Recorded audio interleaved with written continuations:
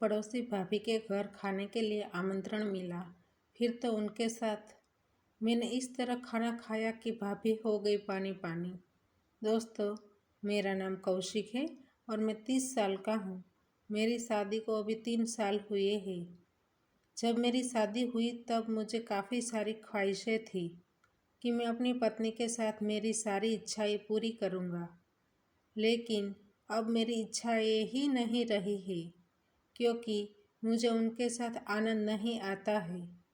उसको मैं काफ़ी बार जो करने के लिए कहता हूँ वह मेरी पत्नी एकदम से मना कर देती है, जिस वजह से मैं उनसे काफ़ी थक चुका हूँ। इसलिए मैं अब किसी नए दोस्त का साथ चाहता हूँ। लेकिन शादी के 3 साल के बाद जब मेरी उम्र 30 साल हुई है, अब मुझे कोई मिलेगा कि नहीं, उस बात का मुझे काफ़ी टेंशन है। लेकिन मुझे पता नहीं था कि मेरा भी एक टाइम आएगा।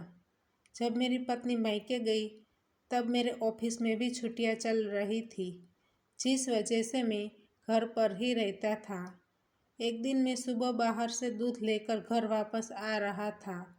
तब मैंने देखा कि मेरी पड़ोसन काफ़ी खूबसूरत लग रही थी। फिर मैंने उनसे बातचीत करना शुरू कर दिया। उनको भी मुझसे बात करके काफ़ी आनंद आता था। उसने मुझे कहा कि आप मेरे घर पर चाय पी लीजिए। इसलिए मैं उनके घर चाय पीने के लिए गया। तब मुझे पता चला कि उनके पति काम की वजह से बाहर ही रहता है, इसलिए घर पर कोई नहीं था। मैंने कहा, मेरी पत्नी मायके गई है। फिर उसने हंसते हंसते कहा, तो कमरा खाली है और वह आपके लिए ही है। यह सुनकर मैं एकदम चौंक गया। मैं सोच रहा था कि यह क्या कह रही है, लेकिन मैंने उन पर ध्यान नहीं दिया। मैंने उनकी थोड़ी बहुत तारीफ की और फिर मैं वहाँ से निकल गया। उसने मुझे रात का खाना उनके घर खाने के लिए आमंत्रण भी दे दिया, जिस वजह से मुझे आज रात उनके घर खाना खाने के लिए जाना पड़ेगा। जब शाम हुई तब मैं तुरंत ही रेडी हो गया। मैंने अपने बाल अच्छे से सेट किए। फिर परफ्यूम लगाकर मैं उनके घर खाना खाने के लिए चला गया। जब मैं उनके घर गया तब उसने वाइट कलर का सूट पहना था।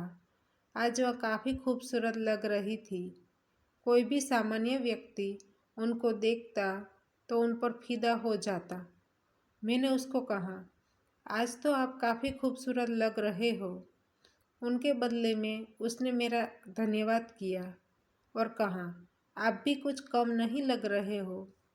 आज आपकी पत्नी घर पर नहीं है और मेरे पति भी घर पर नहीं है, इसलिए हम दोनों इतने खूबसूरत लग रहे हैं। तो चलिए हम एक सेल्फी ले लेते हैं, उनको हम प्राइवेट रखेंगे। इतना कहकर उसने मेरे साथ सेल्फी लिया। फिर हम दोनों खाना खाने के लिए बैठ गए। खाना खाकर मैं ड्राइंग रूम में बैठने के लिए जा रहा था। तभी उसने मुझे कमरे में जाने को कहा और वहाँ बैठने को कहा। जैसे ही मैं कमरे के अंदर गया तो वह मेरे पास आई और मुझे दिगंबर बना दिया। थोड़ी देर में लाइट ऑफ हो गई। फिर हमने 2 घंटे तक क्रिकेट खेल खेला। तो दोस्तों, हमारी कहानी यहीं पर समाप्त होती है। आपको कहानी पसंद आई है तो वीडियो को लाइक करें और शेयर करें, और चैनल पर नए हैं तो चैनल को सब्सक्राइब करें।